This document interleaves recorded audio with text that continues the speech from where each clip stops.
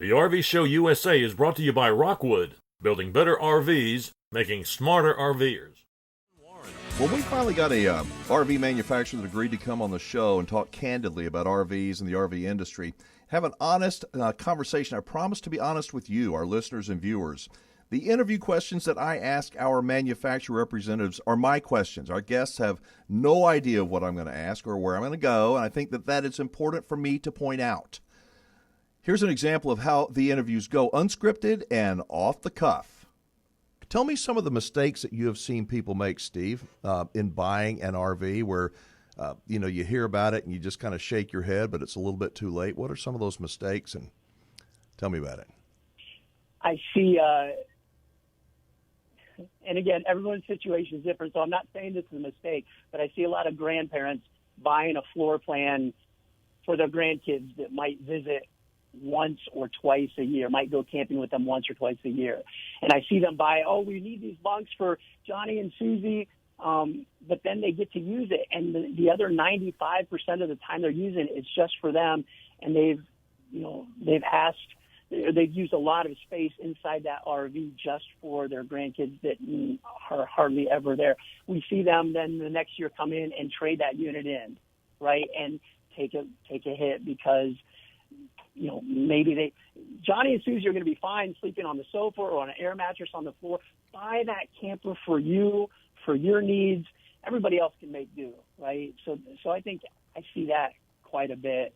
I also see people making the mistake of getting an entry-level anything, whether it's, you mentioned going to a hardware store, whether it's a chainsaw, a lawnmower, or a RV. Getting an entry level, there's a reason why it's an entry level. And if you're going to use something a lot, spend the money on it because you're going to spend it one way or the other. It's, a lawnmower, you get a cheap lawnmower, it's not going to last. You're going to be upset with it. So I see a lot of people making that mistake about going with the entry level anything, fill in the blank. You're exactly right. I see it all the time. And again, consequentially, that's why Rockwood and Flagstaff are always – we seem to be the second or third camper somebody buys because of those experiences, because they bought something that they thought they were getting a great deal on. Well, again, after that trade-in and depreciation, it wasn't such a great deal after all, right? And if they would have spent that money to begin with, again, done a little bit more research, listen to people like you, Alan, they might have saved themselves some money in a trade and jumped to that right RV right off the bat.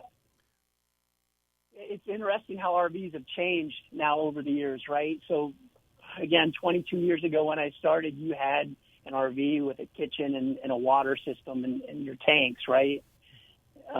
Electric too, of course. But now you've got Wi-Fi rangers and tire pressure monitor systems, and you've got flat screen TVs, and Bluetooth and codes for your entry doors and all of these different things that it's gone way beyond. And consequentially, the techs at our dealers have to know a lot more too. I mean, they can't just know about plumbing and electrical or fiberglass repair or working on an axle. They have to know some electronics too. So, again, I know I keep mentioning this, but these groups, listening to shows like this, are so helpful for people to ask questions, and receive answers right away. So I wouldn't say you have to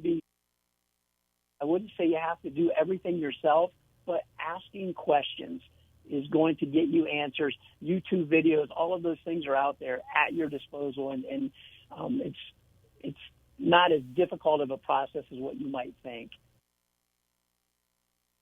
If you could make any one change, I guess, in how consumers would approach purchasing an RV, what would you change about the way they approach it? Wow, that's a great question. What would I want them to change? It probably goes back to doing your homework. I mean, I'm not trying to put words in your mouth, but I mean, you can always tell the people, and they've got their little checklists. You can see they've got their graphs and their spreadsheets. You can tell the people that have done their homework and are asking the right questions and know those floor plans. I work the Hershey show every year, and it's just acres and acres and acres of RVs. And you can tell the people, they're just, by the time they get to your display, they're sweaty and they're tired because they've gone up and down every step of every unit because they haven't narrowed down brands, sometimes even floor plans, weights. We might want a park model, but we also might want to tow something, but maybe we want to drive something. And they're going into every single unit. The more questions you can ask, the more homework you can do ahead of time, the more information you can get, the easier your experience is going to be.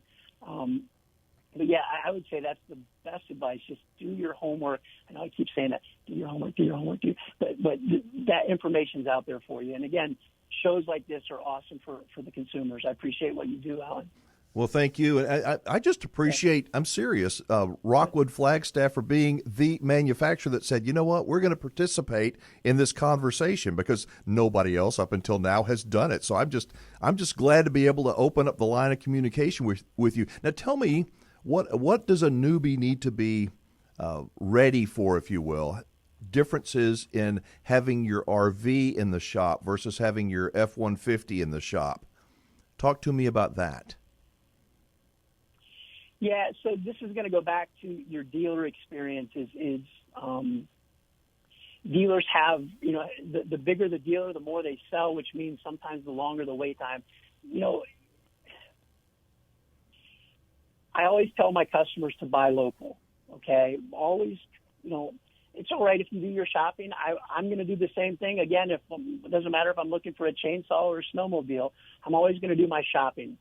But give that local dealer a chance because that's where it's going to come back to help them when they do need service. If you take it back to the dealer you purchase it from, you're going to get in quicker. Like the car manufacturers, you can take it to any Chevy, any Ford dealership, and they're all going to work on your car. It doesn't matter if you bought it there or not. The RV dealers are just a little bit different. They seem to take care of their customers first. They'll take care of you, but it's going to be after they've taken care of their customers first, so you're going to end up waiting a while. And I talk to these people at shows. They're traveling all around. Hey, can I get a better deal in Indiana? Can I get a better deal at this guy or this guy? Maybe, but maybe you haven't paid shipping, right? It costs money to ship these units to, wherever you're located, and that's money that they would have to pay if they're driving, if they're taking a hotel. Even their time is worth money. Insurance, they have to take those things into consiration. And because if you could, it seems to me that I hear dealers all the time say, well, I can, like you said, drive to Indiana and save $500 or $1,000. And part of me, I'm not trying to be ugly, is go ahead. I mean, I don't really mean that, but part of me says that because you're not going to save the $1,000 most of the time. You may save it today when you buy it, but what happens if you have a problem? You're going to wish you had a relationship with a dealer in your hometown that could fix it and put you on the priority list. And it's going to cost you a lot more than $1,000. Right, and suddenly, Alan, that $1,000 doesn't seem like a big deal when they need some assistance. So you're exactly right. They think they're saving that money, and I talk to these people all the time. But we receive these calls here at the plant. Hey, we have an issue with our water heater. And, again, that's not a manufacturing issue. The water heaters we buy from a different, supplier. But we have an issue with our water heater, and our dealer close to us can't get us in for a month. Help us out. And we get those calls, whereas if they would have just bought from their local dealer, that dealer is going to bend over backwards usually to help them get accommodated a little bit quicker.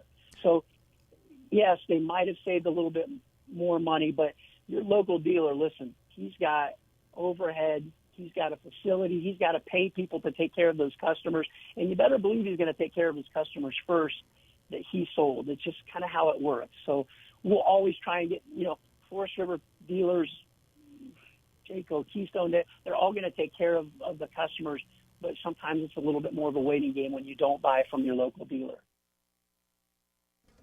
I got to tell you, I agree with Steve. The best idea is to buy locally unless you have found a great, honest, reputable dealer to do business with. Then it can certainly be worth your money to make a bit of a drive and save you a ton. I'm Alan Warren, the RV Wingman. Back after this.